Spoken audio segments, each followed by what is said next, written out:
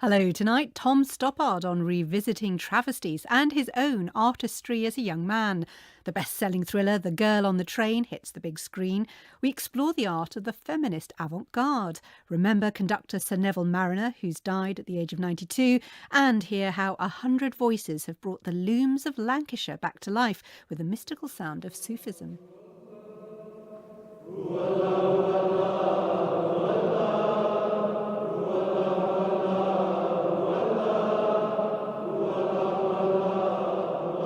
More from the singers of Briarfield Mill in Pendle later. It's one of the most celebrated plays by one of Britain's most celebrated playwrights. Travesties by Tom Stoppard was inspired by the fact that writer James Joyce, the Russian revolutionary Vladimir Lenin and the Dada artist Tristan Tzara had all been in Zurich at the same time in 1917, and that a real-life British Embassy official, Henry Carr, had become embroiled in a court case with Joyce over the cost of his clothes for an amateur production of The Importance of Being Earnest. Travesties, first staged in 1974, is full of intellectual brilliance as it riffs on Oscar Wilde's comedy, the Russian Revolution and the meaning of art. A new production has just opened at the Menier Chocolate Factory in London, starring Tom Hollander. When I met Sir Tom Stoppard at rehearsals, I asked how the play came about. I wanted to write a play which consisted of a number of scenes in different styles. I mean, there's a scene which is in limerick form, for example. There's a scene which mimics a chapter from James Joyce's Ulysses. I think I was using the play to make the kind of exhibition of myself I was too shy to make in real life. Top of the morning, James Joyce. I hope you'll allow me to voice my regrets in advance for coming on the off chance. But Jesus, I hadn't much choice. Sorry, would you say that again? You were conscious of showing off then as a writer? Yes, I think I was.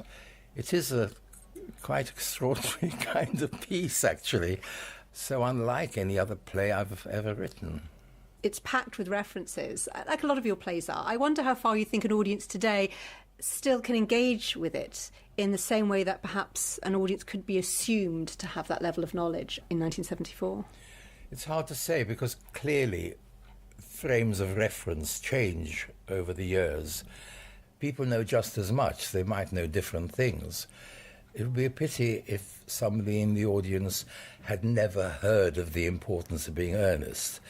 And undoubtedly, one's enjoyment of the play and understanding of what's going on would increase with your knowledge of Oscar Wilde's play. The proportion of people who pick up on things like that possibly is lower, though it's not actually the impression I get from sitting in the audience. Thinking back to 74 as well, when you wrote Travesties, punk hadn't happened. And now, this summer, we've seen this whole sort of nostalgia about the 40th anniversary of punk and its comparison to Dadaism as this amazing new way of challenging the establishment, of rethinking art. Do you think you might have written a different play if punk had already happened?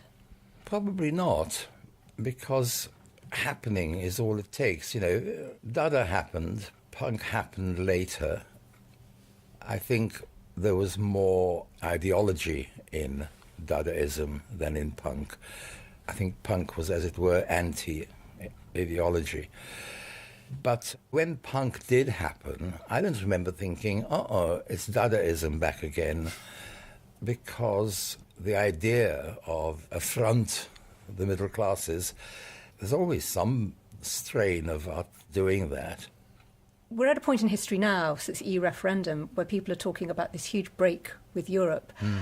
I wonder if it's material that you're mulling over for a play.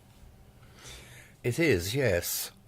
But unfortunately, an area of interest is a long way from having an idea for a play. I think theatre is a narrative form.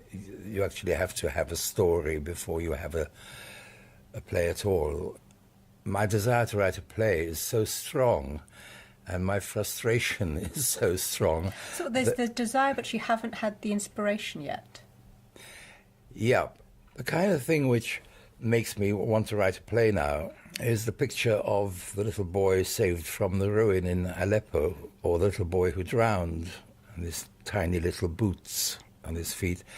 I think about these things much more than I think about abstract ideas. Do you think that is the germ of your next play, something around those images you've just described? As soon as I can stop moving, I might find out how an image like that might lead me into some narrative. An oddity of my position is that I've never ever written anything which wasn't supposed to get some laughs at some point, and occasionally it's a play which is only there to get laughs, and certainly even the play I wrote about Russian dissidents back in the late 70s, that was full of jokes. You look at the world at the moment, and I find it very hard to absorb these two monochromes, comedy and history, because history has become very, very unfunny. You were one of a number of leading figures in the arts who signed a letter before the EU referendum urging people to vote to remain. What seems to have emerged since the Leave vote is a sense of a backlash against the so-called lovies, the arts establishment, who seem to be occupying a different country to a lot of the people who voted against. Did it surprise you? Did you feel that it revealed a Britain that perhaps has changed and is divided? I think we were all aware that both Britons existed, so the surprise was simply to do with proportions. One thought, are we now living in a world where the minority is no longer a minority? One used to talk quite lightly about being a refugee. Technically, I was a sort of refugee when I came to England at the age of 8. I think I'm quite naive politically. I don't really think deeply into what one thinks of as being the political world, because for as long as I can remember, all political questions have resolved themselves into moral questions. Look, here we are with the American election heating up, no end, and Europe doing whatever Europe is going to be doing, and the Middle East and the Mediterranean full of rubber boats. There seems to be a qualitative difference in what is being presented as a quantitative difference. You know, there are more bad things going on, and perhaps that's something to do with a universal algorithm playing itself out. But I'm not sure about that. It's as though people in the first world, especially, have just relaxed their idea of what constitutes good behavior in a just society. That would be a play, wouldn't it? Not very funny, but I'll do my best. Sir Tom Stoppard. Travesties is at the Meunier Chocolate Factory in London until November the 19th. The Girl on the Train has been one of the big best-selling thrillers of the past couple of years, and now the book has made it to the big screen, starring Emily Blunt as Rachel, the alcoholic young woman who uncovers a murder mystery after spying on her ex-husband and his neighbours through the train window as she commutes every day. The power of the film, like the book, is in Rachel's struggle to work out what may or may not have happened in her confused state as she starts to revisit her old neighbourhood. When she wakes up bloodied and bruised after another alcoholic blackout, Rachel finally makes herself go to an AA meeting. I'm here because I woke up covered in blood. It's usually from when I've fallen and someone's helped me up. My husband, he used to tell me what I'd done the night before. He'd just say you're sorry for what you did and you're sorry for who you are and you're never going to do it again. But you do. You do it again. Emily Blunt as Rachel in The Girl on the Train. The critic Mark Eccleston has been on the journey and joins me now. The book was a massive bestseller, and like Gone Girl, which made a hit film, one wonders if the comparison is a good one. I think the comparison is essential, really, because one of the films that you mentioned works, and that's Gone Girl, and this doesn't. And it's down to the director, because Gone Girl was directed by David Fincher, who realised essentially if you give someone a book that they already kind of know the twists before they happen, you've also got to give them on screen something more. And he gave them a dark dark satire about social media, modern life, American marriage, the picket fence. And here we just kind of just go through the motions, to be honest with you. The director's Tate Taylor, who did The Help, and I think he's not really up to scratch here. It is signal failure at Crewe, as far as I'm concerned. Okay. Well, the strength of the book was the evocation of Rachel's experience of alcoholism. And I did think Emily Blunt's performance is a work of wonder in this film. It is, because it could have gone so badly. Really, you could have had that Bridget Jones, instead of having Chardonnays now on the vodka and it's all hysterical like a hen night, just rolling from station to station.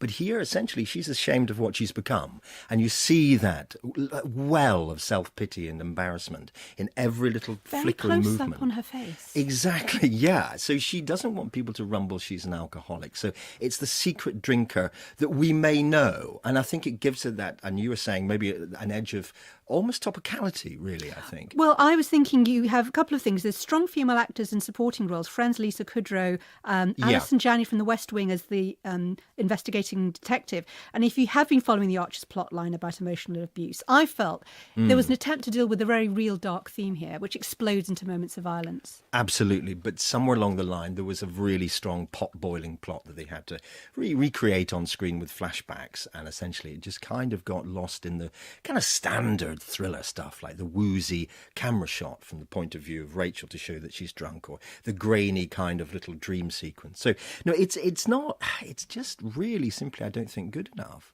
Okay. One does wonder who this film is aimed at, because I did watch it thinking it's definitely not a date movie, is it? It's aimed at everyone. I mean, they want everyone to turn up. But it's primarily aimed at fans of the book who want to see what they've done with it. It's aimed, I don't know. I mean, Gone Girl just was aimed, I suppose, at possibly a kind of female-led audience. But I don't know. Did you? I wonder if, as a woman watching it, because it is about abuse in the end, whether it looks different to a man, and perhaps the politics of it matters more to some viewers than others. I think we're going to stroll dangerously into some feminist kind of politics here, because all the women here, the three of them, end up being victims of men, and it's a revenge thriller, and the revenge is left too late, unfortunately, to make that sense. I think that's a fair point. Mark Eccleston, thank you. The Girl on the Train is released this Friday, certificate 12A. Now, one of Tate Modern's new galleries is devoted to the American artist Suzanne Lacy, whose work has long explored challenging social issues. Since March, she's been working closely with the residents of Pendle in Lancashire in a series of community meetings and singing sessions exploring the history of a former cotton mill and the lives of those who worked there.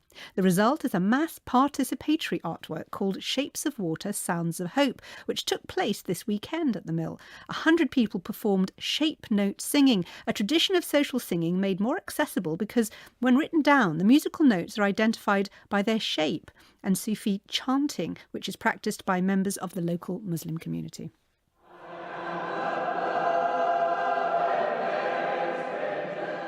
Shapes of Water, Sound of Hope came about when actually I was invited here. I discovered that there was a racial tension that existed today, and since that's been one of the abiding passions and commitments of my life, it was interesting to me to try to explore that tension and its expression today, and yet also to see ways in which a community was accommodating each other and each other's differences. We've chosen two art forms to really focus on, and one is shape note music. That definitely has strong roots in the Lancashire region, but I first heard it in Appalachia and became quite entranced with the driving, embodied, democratic, a cappella form of expression. It's a singing that's often associated with Christianity, but in fact can be quite spiritual. Then in this region, I came across Sufi chanting, or zikr, and became really compelled with similarities. I mean, it too is an embodied, meditative, ecstatic, spiritual form, which has its roots in Muslim religion, but can also be participated in by anybody.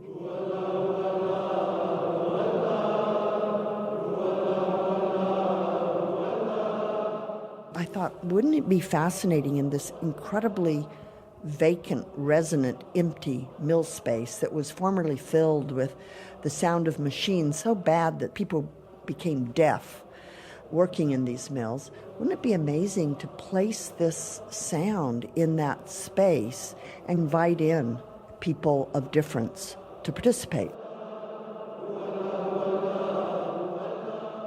My name is Ralph Bashir. I am a project manager for Building Bridges Pendle, and I am also a director